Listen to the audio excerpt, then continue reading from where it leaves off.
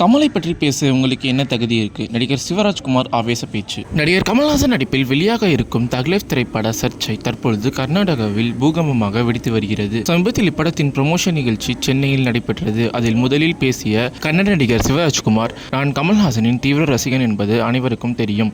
எனது சகோதரன் மறைவுக்கு பின் எனக்கு புற்றுநோய் இருப்பதை கண்டறிந்தார் மருத்துவர்கள். இதனால் அமெரிக்காவிற்கு என்னை அழைத்து சென்று ஆபரேஷன் செய்தார்.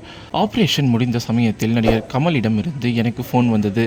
இதை நான் எதிர்பார்க்கவே இல்லை, எல்லாம் சரியாகிவிடும் என்றார். அந்த இரண்டே வார்த்தையில் நான் என்னை மறந்து அழுக ஆரம்பித்து விட்டேன். அவரை தொடர்ந்து பேசிய நடிகர் கமல்ஹாசன், உயிரின் உறவே தமிழே என வாழ்க்கையும் குடும்பமும் அனைத்தும் தமிழ் மொழி மட்டும்தான். எனது குடும்பம் அனைத்தும் இங்கு தான் இருக்கிறது. அதனால் தான் சிவராஜ்குமாரும் இங்கு வந்துள்ளார். அது மட்டும் இல்லாமல் அவரது மொழி கன்னடம், ஆனால் தமிழ் மொழியில் தான் பிறந்தது என்று கமல்ஹாசன் கூறியது சர்ச்சைக்குரிய பேச்சாக மாறியது. கமல்ஹாசன் கூறிய அந்த ஒரு வார்த்தையால் கன்னட அமைப்பினர் மிகவும் கோபம் கொண்டு தக்லைஃப் திரைப்படத்தின் பேனர்களை கிளிக்க ஆரம்பித்தனர். மேலும் அவர் மன்னிப்பு கேட்காவிட்டால் அவரது தக்லைஃப் படத்தை கர்நாடகாவில் தடை விதிப்போம் என எச்சரித்து வருகின்றனர். இந்த நிலையில் அதற்கு பதிலளித்த கமல், நிறைய வரலாறு ஆசிரியர்கள் எனக்கு மொழி வரலாற்றை கற்பித்திருக்கிறார்கள். அது மட்டும் இல்லாமல் மொழி பிரச்சனை குறித்து பேச அரசியல்வாதிகளுக்கு தகுதி கிடையாது.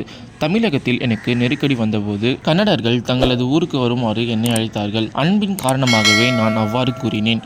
அன்பு எப்பொழுதும் மன்னிப்பு கேட்காது என்று கமல்ஹாசன் கூறிவிட்டார். இதற்கு பதிலளித்த சிவராஜ்குமார், கமல் போன்ற மாபெரும் கலைஞனை பற்றி பேச இங்கு யாருக்கும் தகுதி கிடையாது என்று ஆவேசமாக பேசியிருக்கிறார்.